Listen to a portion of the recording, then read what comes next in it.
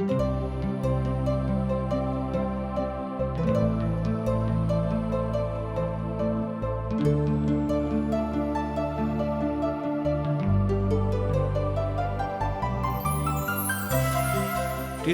के प्रस्तुति आशक इजोत बाइबल के पुस्तक के क्रमानुसार अध्ययन अछि, जाय में अहाँ सब के पाप से कोना क छुटकारा भ सकलो हैं आ सृष्टिकर्ता के अनुसार जीवन जी सकै छी। यह कार्यक्रम हमरा के एकटा अवसर प्रदान करई अछि कि हम बाइबल से अपन जीवन से जुड़ल बातों के अध्ययन क सकलो हैं आ वह जानू कि हमरा जीवन के लेल परमेश्वर के इच्छा के की अछि। कृपया देखू आ सुनू, जाय से परमेश्वर अहाँ के जीवन के मार्गदर्शक ठहरे। आशा के इजोत मैथिली कार्यक्रम में हम एक बेर और अहाँ के अभिनंदन प्रभु यीशु मसीह के मीठ आ पवित्र नाम से कह रहल छी। आजुक दिन हमरा सब इफिसियो के पोथी तकर 3 अध्याय 1 पद से ल क 6 पद के देखब। ई अंतिम अध्याय अछि त कोन बातक लेल त दर्शनक ऊपर आधारित ई अंतिम प्रभाग अछि जे प्रेरितक लिखल एहि पोथी में पावल जाइत अछि, अर्थात इफिसियो पोथी में। हमरा सब सिखलहुँ हैं अगला दिन जे कलीसिया एकटा देही थिक आ कलीसिया एकटा मंदिर सेहो अछि। और अब हमरा सब एहि बातक एहि अध्याय में सीखब जे कलीसिया एकटा भेद सेहो अछि। एहि अध्यायक मुख्य प्रमाण यह अछि जे एहि तरह देखल जा सकै छै बा बाँटल जा सकै छै। तहन आओ एहि अध्यायक विभाजनक दिस हमरा लोकनि कनिक चलब आ ओहि बातक देखब जे हमरा लोकनि एहि अध्यायके कोना के विभाजित कऽ सकै छी। तहन एहि अध्यायके हमरा सब 3 भाग में विभाजित कऽ सकै छी, अर्थात अध्याय 3 क। पहिल विभाजन भेल भेदक बखानक प्रारूप। ध्यान दियौ, भेदक बखानक प्रारूप। दोसर विभाग अर्थात दोसर विभाजन भेदक परिभाषा। तेसर शक्ति और ज्ञानक लेल प्रार्थना। एक बेर और हम दोहरिया दै छी, ध्यान राखब। पहिल विभाजन अछि भेदक बखानक प्रारूप, दोसर भेदक परिभाषा, तेसर शक्ति और ज्ञानक लेल प्रार्थना। जो हमरा सब प्रारंभिक शब्दक दिस जायब जतऽ एहि भेदक ऊपर बखान स्पष्ट विचार करैत अछि। कलीसिया एकटा भेद अछि। एहि विषय पर बड़ गलत और नकारात्मक धारणा सेहो लोक सब राखैत छथि आर ओ शब्द आजुक कलीसियाक निर्माणक ऊपर कोनो भेदक व्यक्तिकरण नहि करैत अछि। हमरा लोकनि देखैत छी कि जे भेद शब्द एहिठाम अछि जे कलीसिया एकटा भेद थिक। एहिसँ पूर्व काल में अर्थात आजू से पहिने जहन प्रथम शताब्दी में कलीसिया के निर्माण आरंभ भेल रहै तहन ओहि काल में स्पष्टता के साथ प्रेरितक संगे परमेश्वर कथा करैत छलखिन और प्रेरित सब परमेश्वरक कलीसिया के निर्माण धड़ाधड़ करैत जाइत छलखिन। मुदा ओतेक आसान ओ काज नहीं छलैक जते कि हमरा लोकनि शब्द में देखैत छी। पुरना नियमक काल में कलीसिया के भेदक नहीं बतायल गेल रहैक। ध्यान दियौ कि पुरना नियमक काल में कलीसिया के भेदक नहीं बतायल गेल रहैक आ नहीं खोलल गेल छलैक। जाय तरह के कलीसिया के ऊपर आजुक युग में कथा होइत अछि। पहिल अध्याय में भेदक ऊपर आधारित जे बातक हमरा लोकनि देखलहुँ हैं ओ छल कि जहन प्रभु यीशु मसीह के अवतरण भेलनि ओ एहिठाम आबि कऽ मनुष्य जाति के लेल एहि भेदक खोलि देलखिन। तैं एहि भेदक चर्चा आगाँ बढ़ि कऽ संत पौलुस सेहो करैत छथिन। आजुक युग में भेदक विश्लेषण करबाक हेतु 2 प्रकारक भाव आबैत अछि। ओ भाव थिक कि बड़ लेवल जाइत अछि कि नहीं, अर्थात भेद कलीसिया के संबंध में अछि और हम तो बाजब जे ई सब विचार अपना आप में एकटा भेद अछि आ एकटा उत्तेजक समूह एहि बातक मानबाक लेल तैयार नहीं होइत छथि जे कलीसिया प्राचीन कला के अर्थात प्राचीन काल के कला के नवीनीकरण स्वरूप अछि, नव स्वरूप अछि, अर्थात ओ सब एहि भेदक मानबाक लेल तैयार नहीं छथि। एहनो तरहक विचारक बा अहू तरहक विचारधाराक लोक आजुक युग में छथि। तहन मानबाक लेल तैयार जँ ओ नहीं छथि तऽ अहाँ वा हम हुनका नहि मना सकैत छी जाबे धरि पिताक आत्मा अर्थात पवित्र आत्मा हुनका जिंदगीमे काज नहि करतनि। हुनका एकेटा सलाह हम दऽ सकैत छी जे हम प्रार्थना कऽ कऽ परमेश्वर के कलीसिया के भेदक बुझबाके प्रयास करियौक। वर्तमान कलीसिया प्राचीन कालक के मंदिरसँ आ तकर प्रकाशनसँ बहुत भिन्न अछि, किएक तऽ प्राचीन कालमे जहन सुलेमान पिताक मन्दिरक बनौने रहथि तऽ ओहि मन्दिरमे प्रकाशन भेल रहैक। जेनाकि हमरा लोकनि जानैत छी कि ओहि मन्दिरमे पिता परमेश्वर के सकीना ग्लोरी उपस्थित भेल रहैक। इजरायली व्यवस्था के क्रमानुसार हमरा लोकनि एहि बातक बुझैत छी जे एहि विधाक पवित्र बातक कालांतरमे प्रभु यीशु मसीह आबि कऽ खोलि देलखिन आर पवित्र शास्त्रक अनुसार कहल जाइत अछि जे एहि बातक मानबवला लोक कलीसिया के निर्माण कयलथि आ एहि भेदक प्रभु यीशु मसीह आबि कऽ खोलि देलखिन।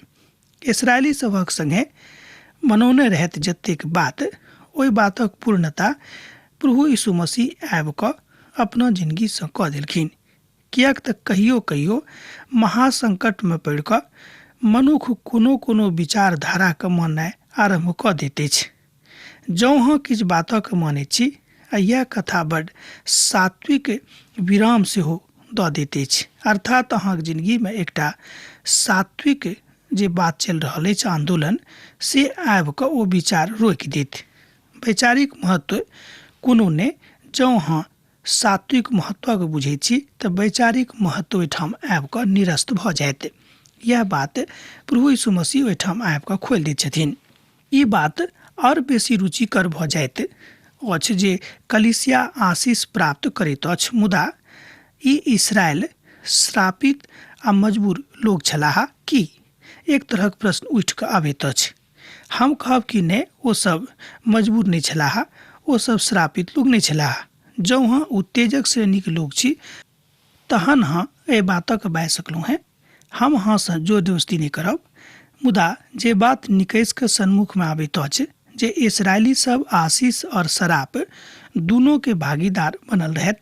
कारण रहैक कि ओ सब बहुत बेर परमेश्वरक बातक नहीं मानैत छलखिन, तैँ ओ सब शरापक भागीदार बनि जाइत रहैत। आ जहन ओ सब परमेश्वरक सन्मुखमे आबैत छलाह ओ सब आशीषक भागीदार बनैत रहैत। आजुक युगमे एही तरहक प्रक्रिया चलि रहल अछि। हम तऽ यह कहब कि हमरा सब गोटेके आशीषक भागीदार बनबाक अछि, परमेश्वरके कलीसियाके भेदक सिखबाक अछि जे हमरा सब कोना कऽ मिल कऽ परमेश्वरक कलीसियाके निर्माण कऽ सकी। मुदा यह बात हमरा लोकनि देखैत छी भेदक विषय पर बखान एहि तरह अछि। एही कारणे हम पौलुस अहाँ सबके जे अन्य जातिके थिकहुँ हैं मसीह यीशुमे बंदी थिकहुँ हैं। एहिठाम पौलुस ओहि बातक स्पष्ट कऽ दैत छथि कि एही कारणे हम पौलुस अहाँ सबके जे अन्य जातिके थिकहुँ हैं मसीह यीशुमे बंदी थिकहुँ हैं। एहि तरह ओ बाजि रहल छथि कि अहाँ ई नहीं बुझब कि हम अहाँके संगे नहीं थिकहुँ, हम अहाँके बिसरा देलहुँ हैं, मुदा प्रभुके अनुग्रहमे हम अहींके संगे थिकहुँ हैं। आगाँ पद 2 के देखियौक। आ जँ अहाँ परमेश्वरक ओहि अनुग्रहके प्रबंधक सुसमाचार सुनेलहुँ हैं जे अहाँके हेतु हमरा देवल गेल अछि। एहि बातक अहाँ एहिठाम देखैत छी इफिसियोक पोथी तकर 3 अध्याय 1 पद और 2 पदमे। अब हम अहाँके अपन सामान्य रूपांतरक अहाँके लेल राखि रहलहुँ हैं। ओ एहि तरह कहल जा सकैत कि हम पौलुस अहाँके लेल मसीहके कैदी बनि गेल छी। अब तऽ स्पष्ट भऽ गेल होत, जाहिसँ हुनक सुसमाचार अहाँके जिंदगीमे अहाँके धन्य धन्य कऽ देक। यह कथा अहाँके वातावरणक कथामृत बना देके। पौलुस अपन अवस्थामे अर्थात वर्तमान अवस्थामे अहाँके संगे व्यस्त छथि, व्यस्त रहता, किएक तऽ हम प्रभु यीशु मसीहके कैदी बनि गेलहुँ हैं अहींके द्वारा। कारण हम चाहैत छी जे अहूँ सब उद्धार पाबि कऽ परमेश्वरके कलीसियाके भेदक बुझियौक आर परमेश्वरके कलीसियाके निर्माणमे अपन भागीदारी दियौक। सुसमाचारक मसीह यीशुमे अहाँके लेल अर्थात गैर यहूदीके लेल लऽ कऽ हम आयल छी। गलातियोक पोथी तकर 2 अध्याय आ तकर 7 पद में एही बातक अभिव्यक्ति कयल गेल छैक। मुदा एहि के विपरीत ओ देखलाहा जे जेना खतना कयल गेल लोकक लेल सुसमाचारक काज पत्रसँ सौंपल गेल छलनि, ओही तरह खतना रहित लोकक लेल हमरा सुसमाचार सुनेबाक काज सौंपल गेल छल। गलातियो पोथी तकर 2 अध्याय तकर 7 पद। एहिठाम संत पौलुस एहि बातक स्पष्ट कऽ रहल छथि कि जे समाद हमरा प्रभुसँ भेटल कि हम अहाँक बीचमे आबि कऽ सुसमाचार सुनाबी, तऽ ओ काज हम करनाइ आरम्भ कऽ देलहुँ हेँ। ओहि कालमे अहाँ सब तऽ खतना रहित लोक छलहुँ हेँ, अर्थात पवित्र कयल गेल लोक नहि रहौं। सुसमाचार यहूदी और गैर यहूदी के लेल नहि अछि आ नहि कोनो बात एहि दुनू बीच में भेद उत्पन्न करैत अछि। अहू से बेसी स्पष्ट कऽ कऽ हम बतायब कि अमीर आ गरीब, छोट वा पैघ कोनो बात नहि, सुसमाचार पवित्र अछि आ ओ सब गोटेक लेल अछि जे किओ परमेश्वरक बनौनिहारके बनावल छथि। एहि बीच में ओही तरह आबैत रहिक। अब हाँ बाँटि सकैत छी कि हमरा सब जाय समाज का परमेश्वर बनौने छथि, जे मनुष्य जाति के परमेश्वर बनौने छथि, हमरा सब तकरा बाँटि नहीं सकलहुँ हैं। प्रेरितक काज तकर 4 अध्याय आ तकर 12 पद एहि बातक स्पष्ट करैत अछि कि एहन कोनो दोसर नाम नहीं देवल गेल अछि जाय नामसँ मनुष्य उद्धार पाबि सकैत अछि। यीशुक नाम एकमात्र नाम एहि धरतीक ऊपर और स्वर्गक नीचाँ अछि जाय नामसँ लोक मनुष्य जाति उद्धार पाबि सकैत छै। पौलुस गैर यहूदी फिलिप्पी जेल अधिकारीसँ कहलनि, प्रभु यीशु पर विश्वास करूं और अहाँके घराना उद्धार पायत। एक बेर और ध्यान दियौ कि पौलुस गैर यहूदी फिलिप्पी जेलक अधिकारीसँ कहलखिन कि प्रभु यीशु पर विश्वास करूं, अहाँ और अहाँके घराना उद्धार पायत। प्रेरितक काज तकर 16 अध्याय तकर 31 पद में एहि बातक अभिव्यक्ति मिलैत अछि। जँ अहाँक लग पवित्र पोथी अछि तऽ अहाँ लिख के राखि सकलहुँ हैं। तहन ई बात विश्वासक स्पष्टता में नहि, मुदा पतरस और पौलुसक वह सुसमाचार भेटल रहनि जाय सुसमाचारक हमरा लोकनि अखन सुनि रहल छी। यह बात पौलुसक माध्यमसँ अहाँक लग वा हमरा लग पहुँचल अछि, किएक तऽ पौलुस वह सुसमाचार लऽ कऽ सब ठाम घुरैत फिरैत रहथि। आब एहिठाम एकटा नव समाद, नव सनेश और नव विधा एकाएक आबैत अछि। हाँ, एहि विषय पर पुरना नियमक पोथी में बहुत किछु बतायल गेल अछि। अब समस्त कथाक वृत्तात्मक रूपे अहाँ एहिठाम देख सकैत छी, अर्थात एहि समस्त कथाक अहाँ वृत्तांत रूपे देख सकलहुँ हैं। ओ अछि कि लोक कतऽ आबि जाइत छथि आ कतऽ लोक चलि जाइत अछि। जहन केओ मसीह पर विश्वास करैत छथि ओ कतहुसँ आबि सकलाह, मुदा जे केओ मसीह के बिसरा दैत छथि ओ कतहु जा सकैत छथि। और अब पौलुस नव अर्थव्यवस्था के ऊपर कथा कऽ रहल छथि, किएक तऽ देखियौ कि कलीसियाक निर्माणक हेतु अर्थ के जरूरत सेहो अछि, धनक जरूरत सेहो अछि, अर्थात ओ भेद जे हमरा ऊपर इजोतक द्वारा प्रकट भेल, जेना हम पूर्व में संक्षेप में लिख चुकलहुँ हैं। जाय बातक पढ़ि कऽ अहाँ जानि सकैत छी जे अहाँ मसीहके ओहि भेदक कोनो तरह जानि सकैत छी। एहि तरह हमरा लोकनि देखलहुँ हैं एहि बातक एहिठाम बतायल गेल अछि इफिसियोक पोथी तकर 3 अध्याय तकर 3 और 4 पद में। हमरा संगे अहूँ देखियौ, हम अहाँके लेल पढ़ि रहलहुँ हैं, अर्थात ओ भेद जे हमरा ऊपर इजोतक द्वारा प्रकट भेल, जेना हम पूर्व में संक्षेप में लिख चुकलहुँ हैं। जाय बातक पढ़ि कऽ अहाँ जानि सकैत छी जे अहाँ मसीहके ओहि भेदक कतऽ धरि जानि सकलहुँ हैं। एहिठाम पौलुस एहि बातक स्पष्ट कऽ रहल छथि कि मसीहके भेदके अहाँ कोना कऽ जानि सकैत छी जँ हम मसीहके भेबे नहि करलहुँ हैं। स्पष्ट अछि, जाबे धरि कोनो मिठाइके अहाँ नहि खेबै तऽ ओहि मिठाइके स्वादके अहाँ नहि बुझि सकलहुँ हैं कि ओ मिठाइ केहन अछि। अनेरे खाली शिकायत करलासँ, अनेरे खाली आलोचना करलासँ किछु नहि हैत। प्रकाशनक द्वारा ओहि प्रतिपादित सत्यक हमरा लोकनि एहिठाम देखैत छी। एक बेर आर ध्यान दियौ कि प्रकाशनक द्वारा ओहि प्रतिपादित सत्य हमरा सब एहिठाम निखरैत देखैत छी, जाहि सत्य पौलुस अपना दिससँ हमरा सब गोटेक लेल खोलि रहल छथि। ओ भेद खुजि गेल जे पिताक दिससँ रहनि आ प्रभु यीशु मसीह आबि कऽ ओहि भेदक खोलि देलखिन। अर्थात अहाँक लग आबि कऽ ओ भेद स्पष्ट भऽ गेल कि अहाँ बुझि गेलहुँ हैं। ओ मात्र एक छलाह जे जाय भेदक जानैत रहथि। अब जे हुएक पद 5 में पौलुस एहि बातक बाजैत छथि जे भेदक समस्त प्रेरितक लग खुजल गेल रहेक।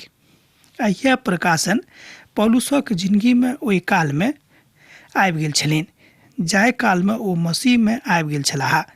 पौलुस एहि बातक सीख गेल छलाह जे परमेश्वर कोनाक मनुख जातिके सुख दऽ सकैत छथि आर नवीनीकरण कोनाक मनुखक जिंदगीमे भऽ सकैत छै। एहि बातक हुनका लग स्पष्ट जानकारी भऽ गेल रहनि। जहन हमरो सबके एहि बातक स्पष्ट जानकारी भऽ जाइ छै तहन हमरो सब प्रभुके धन्य कहनाइ आरम्भ कऽ दैत छियनि। हम तऽ बाजब जे जँ केओ ई कहैत छथि जे कलीसिया पुरान नियमक प्रकाशन अछि तऽ ओ अपन प्रभुक स्थान पर कुदित कऽ दैत छथिन। मुदा ओ बाजि सकैत छथि कि हम अपन पिताक महिमाक विषयमे गुणगान करैत छी। ओ एहन किछु बाजि रहल छी जे बात परमेश्वर नहि जानैत रहथि से बात नहि।